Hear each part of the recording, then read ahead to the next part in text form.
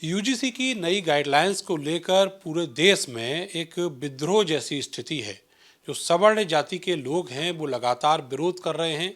ये वो जातियां हैं जो लगातार बीजेपी को परंपरागत रूप से वोट देती आई हैं, लेकिन अब स्थितियां पलट गई हैं। यूजीसी का नया जो गाइडलाइंस आया उसके बाद में अब बीजेपी को उन्हीं जातियों के विरोध का भी सामना करना पड़ रहा है।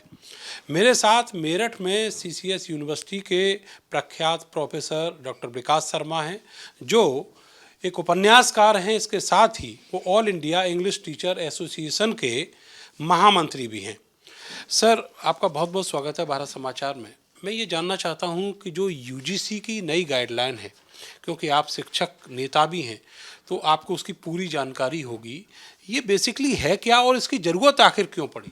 देखिए, विश्वविद्यालयों में अगर कोई भेदभाव होता है, इसके लिए पहले से नियम थे। लेकिन अब विश्वविद्यालय अनुदान आयोग ने अपने नए नियमों में ऐसा प्रावधान किया है कि अगर जनरल कैटेगरी के बच्चे के खिलाफ कोई एससी ओबीसी का बच्चा शिकायत करता है कि उसके साथ डिस्क्रिमिनेशन हुआ है, गलत व्यवहार हुआ है, तो उसको सिद्ध करना पड़ेगा कि उसने ऐसा काम नहीं किया है। उसे स्वयं सिद्ध करना पड़ेगा। जैसे अक्सर एससी एसटी एक्ट में होता है, ऐसा महिलाओं के केस में होता है। तो निश्चित रूप से ऐसे नियम आने से विश्वविद्यालयों में अच्छा खासा माहौल है। सभी जातियों के छात्र प्यार से रहते हैं, बड़े मन से रहते हैं, उनमें कटुता बढ़ेगी।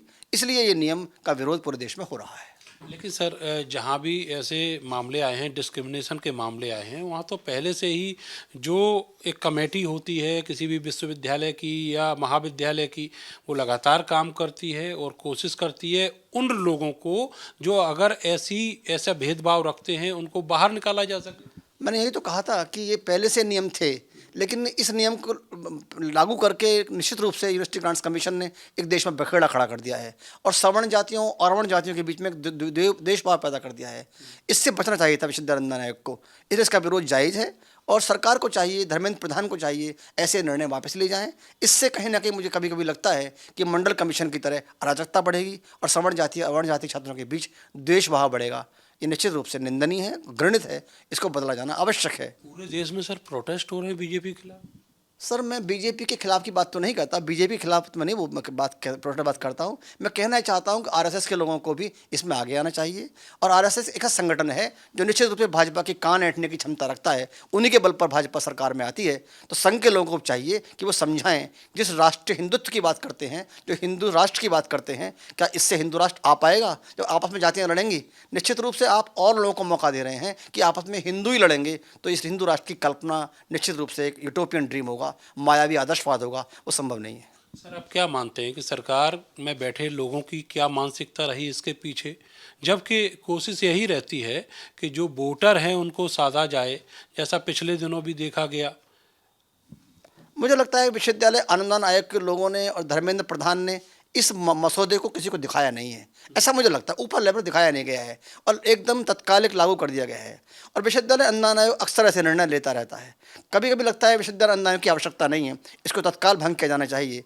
वहाँ बैठे लोग दिल्ली में बैठकर निर्णय करते हैं। हमारे विश्वविद्यालयों में, हमारे महाविद्यालयों में छात्र छात्राएँ जिस सौहार्द से रहते हैं, 1-2% केस होते हैं वो अपवाद होते हैं, लेकिन 99% केस में आज के बच्चे जातिवाद में विश्वास नहीं रखते। सर, आपने एक बात कही कि जो ऊपर बैठे लोग हैं उनको धर्मेंद्र प्रधान या यूजीसी ने इस चीज़ से अवगत नहीं कराया।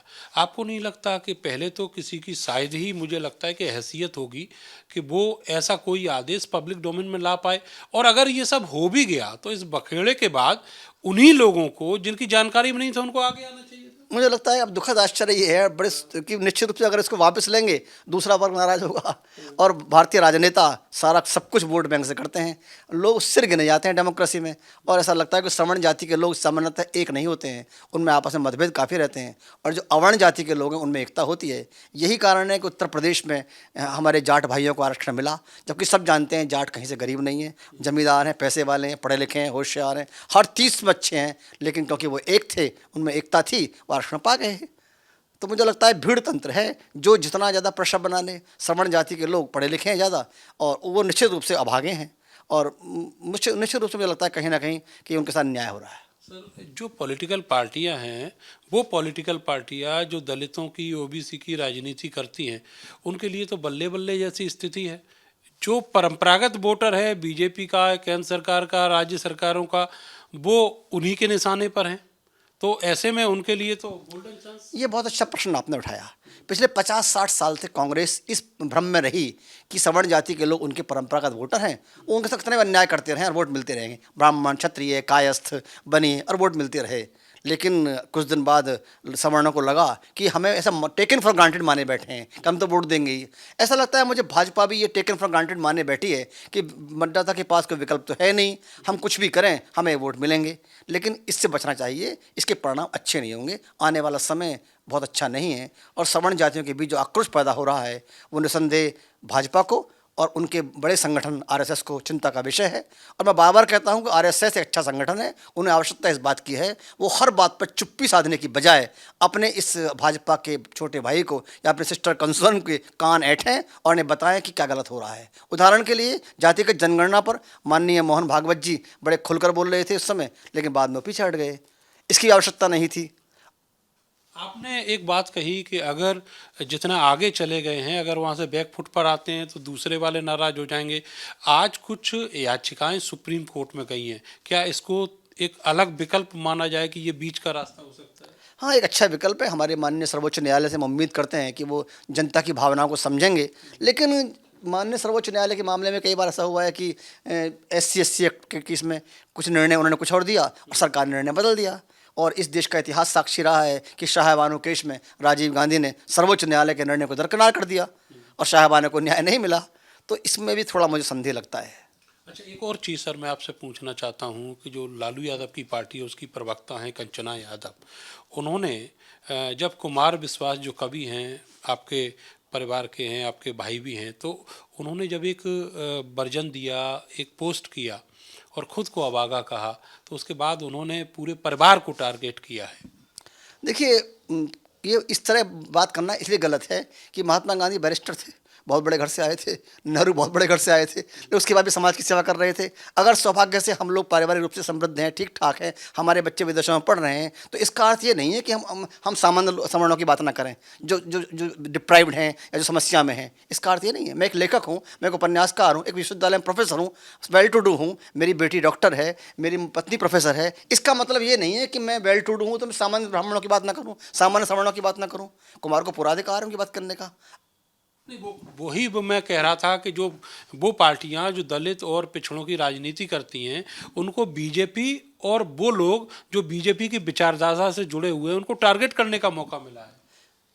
नहीं, मुझे लगता है आप कुमार की बात कर रहे थे। कुमार समय समय पर सही बात बोलता है और निष्पक्ष होकर बोलता है। इस देश का दुर्भाग्य है कि बुद्धिजीवी, पत्रकार, लेखक और कवि जब कभी किसी किसी की बुराई करते हैं तो लोग उसे पार्टी में डाल लेते हैं। उदाहरण के लिए मैं अपने पॉडकास्ट में नेहरू की प्रशंसा भी करता हूँ और मोदी की प्रशंसा करता हूँ, योगी की प्रशंसा करता हूँ। तो किसी भी लेखक को, बुद्धिजीवी को किसी कंपार्टमेंट में रहने की क्या आवश्यकता है? आप पत्रकार हैं, आपका काम है जो सही है वो सही बोलें, गलत गलत बोलें। वही काम कुमार करता है। जब उसकी आत्मा जगती है, उसे लगता है गलत हो रहा है, गलत बोल जाता है। बिल्कुल नहीं, उन्होंने नेहरू के और महात्मा गांधी के बारे में भी बहुत अच्छा, लेकिन उसने मोदी की प्रशंसा भी की है, वो योगी की प्रशंसा भी करता है। जहाँ जहाँ अच्छा है हम ये माने बैठे हैं कि हम एक व्यक्ति विशेष की बात करें या पार्टी विशेष की बात करें। लेखकों, पत्रकारों, बुद्धिजीवियों और चिंतकों से उम्मीद की जाती है कि वो सच को सच बोलें। बाकी लोग तो बोल ही नहीं रहे हैं। आप देख रहे हैं मेरे विश्वविद्यालय में एक प्रोफेसर नहीं बोल रहा है गलत हो रहा है, बेचारे छात्र अकेले लगे पड़े हैं। बुद्धिजीवी कहलाते हैं क्योंकि उनके अपने अपने लोभ हैं, अपने अपने स्वार्थ हैं, अपने अपनी पार्टी प्रतिबद्धताएं हैं। और कल आरएसएस का एक कार्यक्रम था, मुझे बड़ा दुख हुआ कि आरएसएस के लोग वहाँ इकट्ठे थे और किसी ने ये नहीं कहा है गलत हो रहा है बच्चों के साथ। तो बोलना चाहिए। सर बहुत बहुत शुक्रिया हमसे बात करने के लिए। तो अब ज़रूरत इस बात की है कि चाहे वो सर्वोच्च न्यायालय हो या फिर आरएसएस हो, वो बीजेपी और बीजेपी से जुड़ी हुई सरकारों के ऊपर अंकुश लगाए, नकेल कसे और जहां पर सवर्णों का हक मारने की साजिश हो रही है उस पर लगाम लगनी चाहिए। कैमरा सहयोगी सानू के साथ में नरेंद्र, भारत समाचार, मेरठ।